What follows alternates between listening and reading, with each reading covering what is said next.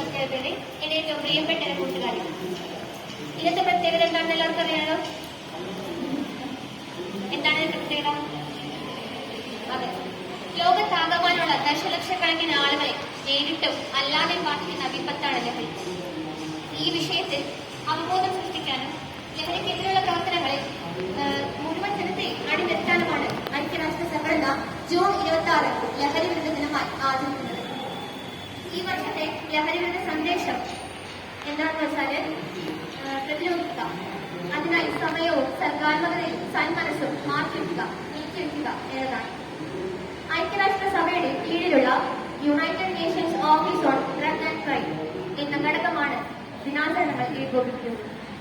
World drug report പ്രകാരം ലഹരിയുടെ ഉപയോഗവും കടത്തും വർദ്ധിച്ചിട്ടുണ്ടെന്നും 15 മുതൽ 64 വയസ്സ് പ്രായമുള്ളവർ മയക്കുമരുന്ന് ഉപയോഗിക്കുന്നുണ്ടെന്നും പകുതി പേർക്കും അതുപോലെ മാരക രോഗമുണ്ടെന്നുമാണ് പറയുന്നത്.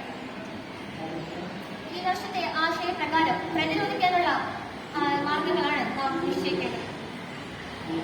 കേരളത്തിലെ പൊതുജനാരോഗ്യ രംഗവും വിദ്യാഭ്യാസ രംഗവും ഏറെ മാതൃകാപരമാണ്. എന്നാൽ ഭക്ഷണത്തേക്കാൾ മയക്കുമരുന്ന് വാങ്ങാൻ പണം ചെലവഴിക്കുന്നത് ലജ്ജാകരമാണ്. പഴയ കാലത്തെ പോലെ കൂട്ടുകുടുംബത്തെ പോലെ കുടുംബ ബന്ധങ്ങളും കൂട്ടായ്മകളും പെരുക്കി അറിവും വിദ്യാഭ്യാസവും നേടി അച്ചടക്കത്തോടെ ജീവിക്കാനും നിയന്ത്രണങ്ങളോട് സഹകരിച്ച് സമൃദ്ധി സ്വന്തമാക്കാനും കഴിയണം.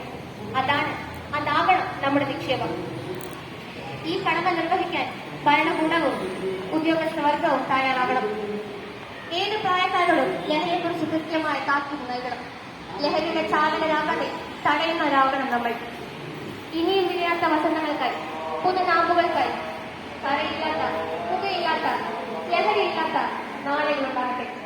അതിനായി നമുക്ക് കൈകോർക്കാം. നന്ദി, നമസ്കാരം, ജയ് ഹിന്ദ്.